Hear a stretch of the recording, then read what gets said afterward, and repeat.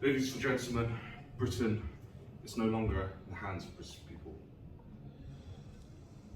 Currently, we're seeing massive scales and waves of immigration which do not belong to this country, no longer bringing any cultural enrichment, as they like to put it. At the moment, there is 465 hotels in the UK being occupied for illegal immigrants. Okay? 80,525 illegals since 2019 alone. This is a joke, right? I am sick and tired to the backbone of seeing illegals come to this country, rape our children, taking our jobs, and destroying the identity of Britain. This is serious, because if you don't take it serious as I do, we are going to see Britain crumble, right? And we will not be able to tell the history of our country down to our later generations, which our forefathers have given down to us. In the Bible, Psalm chapter 147, verse 14 says, "He maketh peace in thy borders, and filleth thee with the finest of wheat."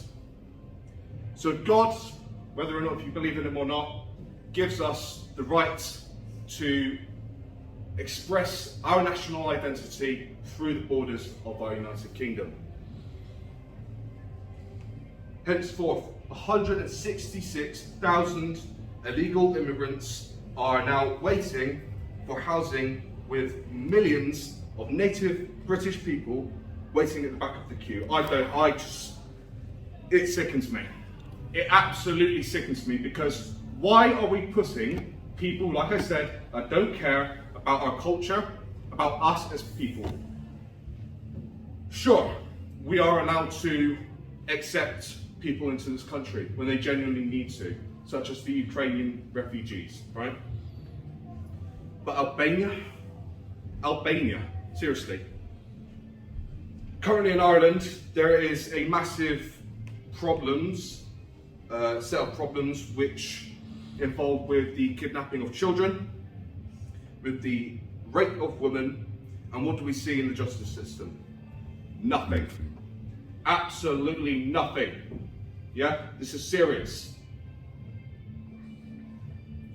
Now, Ireland is separated from the United Kingdom for obvious reasons, but with Britain, I'm going to give you a little bit of backstory between the history of why we are given the freedoms which our four founding fathers have given to us. So the Magna Carta was signed in June 1215 by King John. So that's almost, 900, 800 years ago now. The Bill of Rights was signed in February 1689 by King William III. And there's actually a statue of him in Queen Square in Bristol. So if you guys ever go and see that, shows real British history.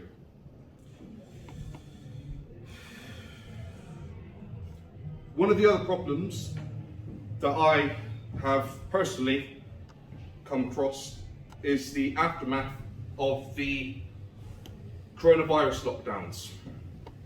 Obviously, as we saw with the Christmas party, with Boris Johnson in Downing Street having fun with his mates, while people couldn't even grieve for their families that were waiting and attending funerals. Absolutely sickening. The economy is going down the drain. We are trillions in debt. And I don't know about you, but I've noticed something as well, which is racism is for some reason acceptable when it's only applied to white people.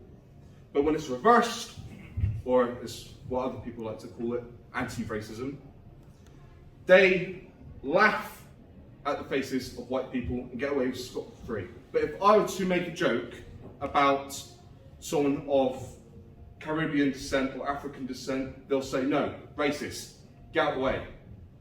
You're no longer wanted here. So, if there are problems like this in this country, and we see them happening, and no one is doing anything about it, it's only going to grow worse, right? It's like a virus. So if Labour no longer Labour and Conservative no longer Conserve, what are you people going to do about it? Are you just going to let them carry on signing on their legal legislates, telling you to stay inside as they profit from the backs of hard working people? I don't think so. I think it's despicable. Sometime around 2019, I lost my job due to the coronavirus lockdown.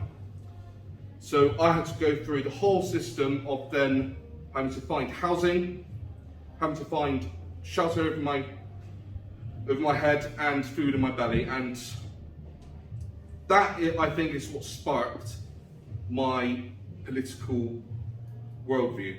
Because as I was in job centres trying to get a house, illegals were being put in palaces. This is absolutely disgusting, and if people really want to discuss about this issue, then let them. But I do not hear one single word being spoken by the indistinguishable Tory party and the Labour Party, which, let's be frank, the Labour Party do not give a rat's about the indigenous native population of Britain.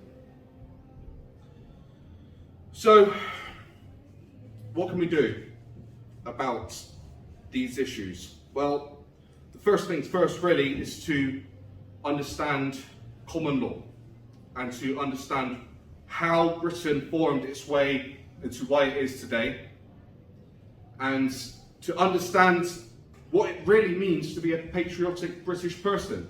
Because my generation now, which is Gen Z, I was born in 2000, a lot of people now are telling me, Callum, what you're doing is wrong. You know, why are you against the LGBT? Why are you against NHS in general and Black Lives Matter? And one of the reasons why is because this all falls down to one reason, and it's called Marxism.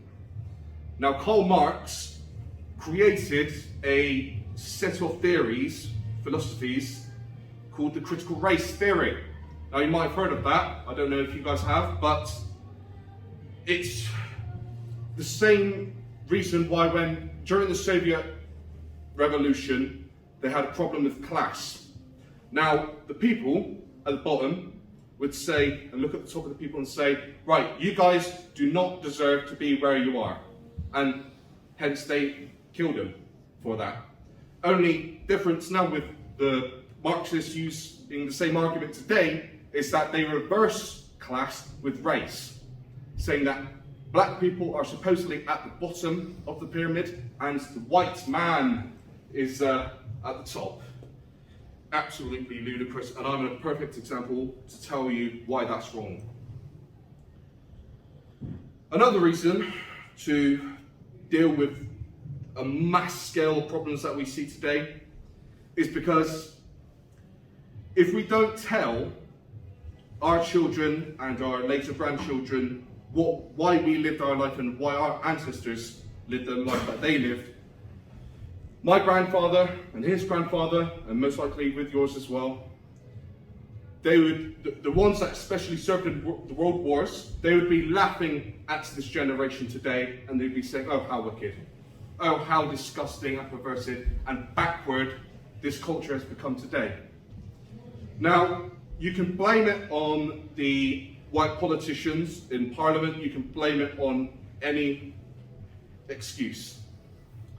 But if we don't sort the immigration problem, the housing crisis is going to increase, debts are going to rise, and we will not be seeing anything to do with solving the problems with the British veterans, 7,000 British veterans in this country sleeping outside right now on the streets, while these Asian Muslim grooming gangs, like we see with Rochdale, like we see with Halifax, Greater Manchester, Bristol, it's going to just get worse and worse and worse. So, because while our grandfathers served in the war to spill blood for us to live as free people as we do today, they spit on that.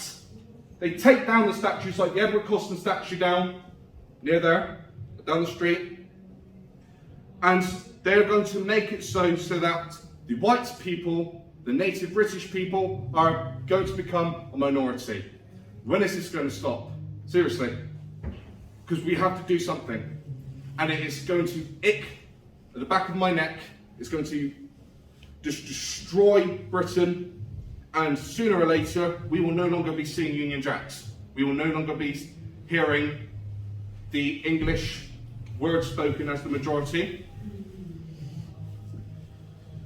So, we've got to get rid of them. I say no more refugees. Why? Because we are full. So, Britain for the British. That's what I promote. And that's what my heart tells me and what God is destined to tell me. Britain for the British. And if you disagree with that, I say you're the xenophobic and you're the racist one. Because, as we see with the anti-white racism, it's increasing. And with Marxist theories, it likes to spread. So, get rid of it. Don't want to see it anymore. I don't want to see any more Antifa or Black Lives Matter activists as well defending for these queer drag queen story hours being promoted to our children. It is just absolutely sickening. It is disgusting. The Bible itself says, man shall not lie. Man shall not lie with a man as he does a woman. And there's a reason why it says that, because two men cannot procreate. Only a man and a woman. And so while in our schools, they're teaching our kids to identify as non-binary, transgender, just absolutely sick, backwards, perverted, like I said. And we really need to sort these people out before they trespass onto our soul and it's in the back of our gardens and affecting our neighbours' children before we even seen it happening in daylight. So,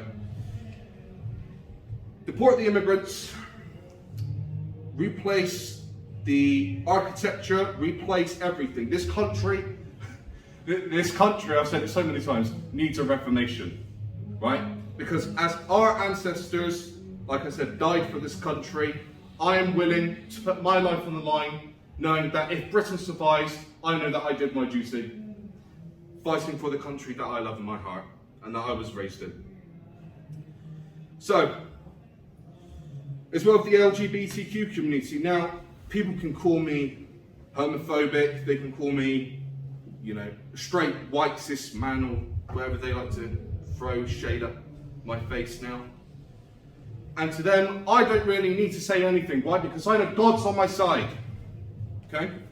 God knows the truth behind what is going on secretly behind every single door, with the trans parents teaching their children it's okay to have a transition at the ages between, 6 and 4? And that is child abuse. That is, put it bluntly, child abuse. It's disgusting and we need to get rid of it. So, Britannia for all. And hail Christ, the Lord and Saviour Jesus, for he will bring our righteous judgment onto all of these people that are trespassing and call us the enemy in our own country. Thank you. Well done, Callum.